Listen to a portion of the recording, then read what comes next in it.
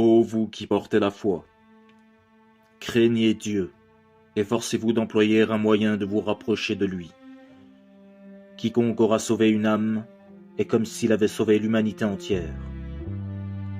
Oui, sachez que par un moyen simple et efficace, vous pourrez emporter avec vous le bonheur de ce monde et celui de l'au-delà.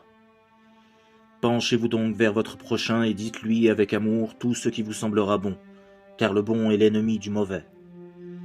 Il vous pèse certes que votre auditoire ne comprenne point vos propos, qui plus est lorsque vous tentez comme nos maîtres d'antan, de leur enseigner la voie des anciens, et eux ne parlaient qu'en paraboles. Ils se détournent certes, mais peut-être qu'un jour vous les verrez revenir, en pleurant à Dieu, et ce jour-là, vous aussi pleurerez d'avoir été si impatient.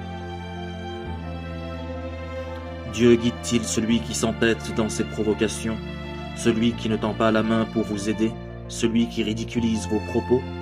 Certes oui, car il guide qui il veut. Et combien avons-nous vu de rebelles entêtés finir leur vie, par leur foi ainsi transformée, dans la joie et la guider?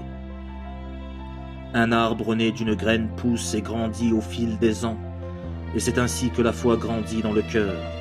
D'une simple graine, elle devient un arbre resplendissant, et d'un simple atome, elle devient tout un univers. Plantez donc dans le cœur de vos proches la graine qui deviendra par le bon vouloir de Dieu un arbre aux ramifications infinies. Mais à quand la guider, et à quand le repentir sincère? L'indifférence des négateurs te pèse tellement que, si tu pouvais, tu creuserais une galerie dans le sol où tu dresserais une échelle vers le ciel pour leur en rapporter un miracle. Or, si Dieu l'avait voulu, il les aurait tous réunis et guidés dans la bonne voie. Ne sois donc pas du nombre des ignorants.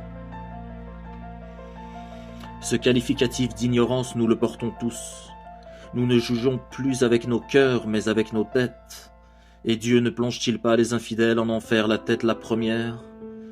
Pensez donc avec vos cœurs, vous ne serez point ignorants, mais plutôt emplis d'une sagesse qui vous rendra agréable à l'œil du plus récalcitrant. Appelle à la voix de ton Seigneur avec sagesse et persuasion. Sois modéré dans tes propos à leur encontre.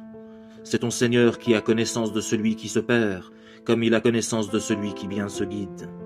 Ce n'est pas à toi qu'il incombe de guider les hommes vers une voie droite, c'est Dieu qui guide qui il veut.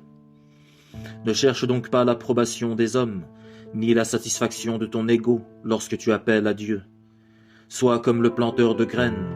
Est-ce lui qui fait pousser un arbre, ou est-ce Dieu qui le fait? Borne-toi donc à planter ta graine, et qu'Allah nous guide.